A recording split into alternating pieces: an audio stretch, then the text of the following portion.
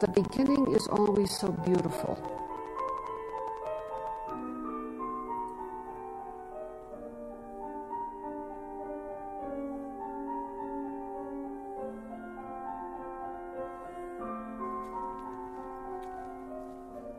My name is Meinrad Craighead. I'm an artist. I feel surrounded by spirits. Any of the spirits, you enter into the gaze of all the spirits, and it's, of course, the divine gaze which holds you in existence.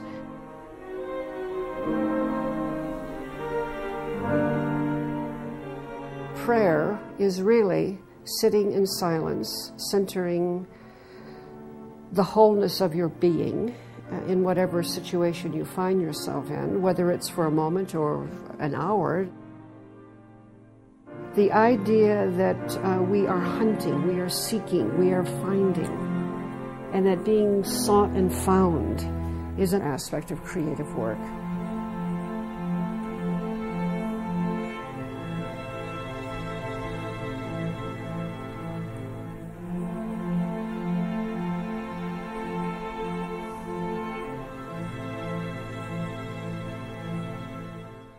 The first thing I remember was crossing the threshold. She opened the gate and invited us all in and made some comment about when we were walking in there, we were coming into a special place.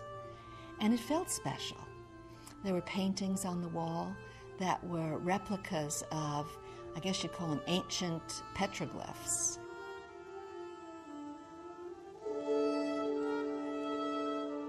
And also her own images. Meinrad, I think, for me, touches in on a huge piece that's missing in much of organized religion. I think she brings the spirit back in. She brings in a sense of humor. She brings in this whole sense. She's a mystic. And the way she sees what's happening in the world and relates it to our spiritual lives, I think is really important. She's created her own combination of traditions. It's her own recipe for creativity and for her results. It's her own combination, her own synthesis. And it's not so unusual in artists generally, but when we hear what she's done, it's extraordinary. And because of what's come out of it, because of the beauty of the images that have come out of it.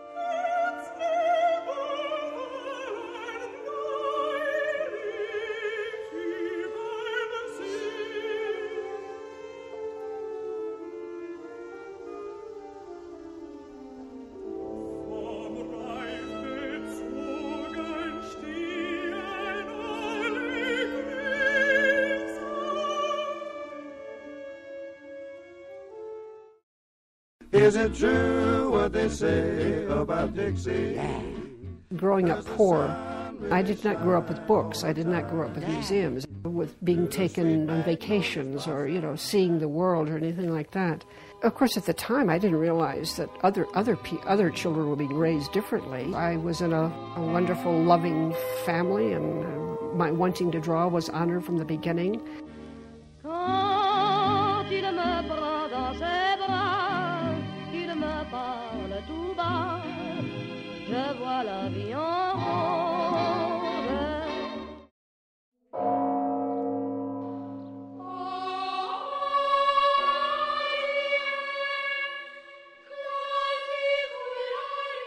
I'm an old friend of Meinrad since the middle 70s.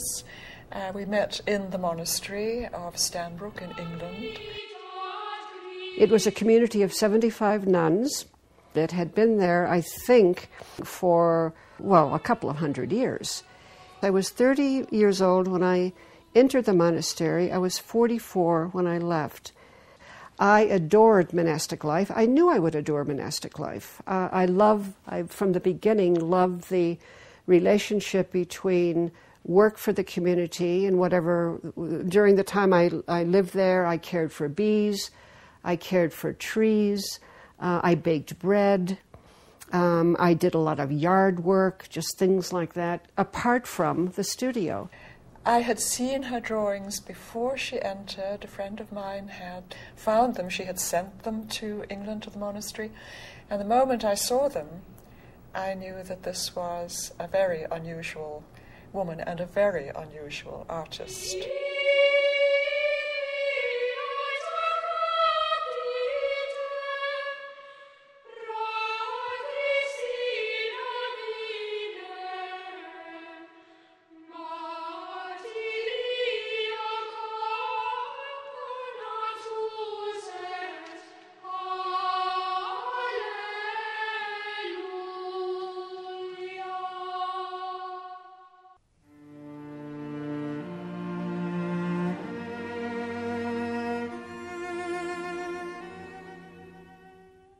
I remember when I was in seminary, we were asking questions about alternate images for God.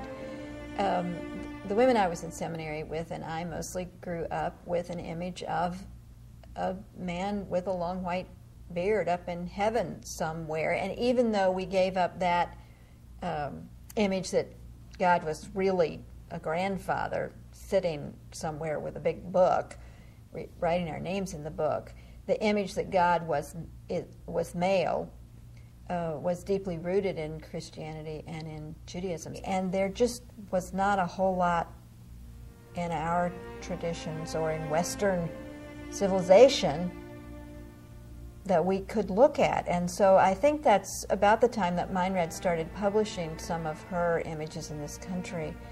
And they helped our imagination along, helped women's imaginations along.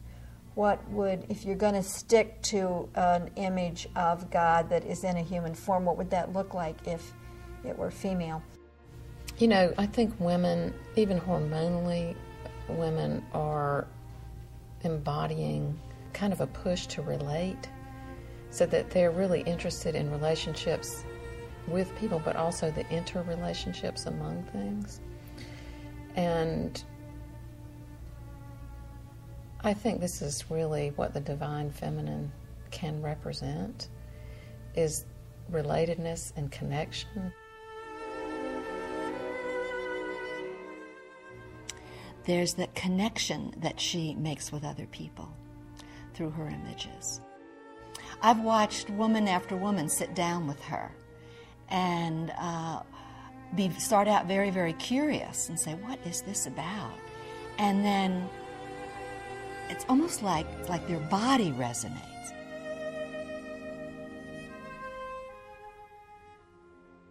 And through her ceremony. Everything is ritual. It's what allows you to do things that make you porous, that make you the receiver. So that I felt with her that the ritual allowed me to listen. And there's a lot that has to do with, of course, the silence of it and the prayer of it, because it's not really prayer as we know it, you know. It's another kind of receptivity and another kind of gratitude. I think there's a lot in this that has to do with gratitude. There's so many, ways we talk about prayer, self-emptying, or the quietude, or sitting in a place of receptivity. It's all of those things, but it's all of those things which are preparatory to any kind of creative work. I know who my spirits are and have known forever because they identify themselves in my imagery. For me, it's like if I didn't paint, I wouldn't know where I was in the universe.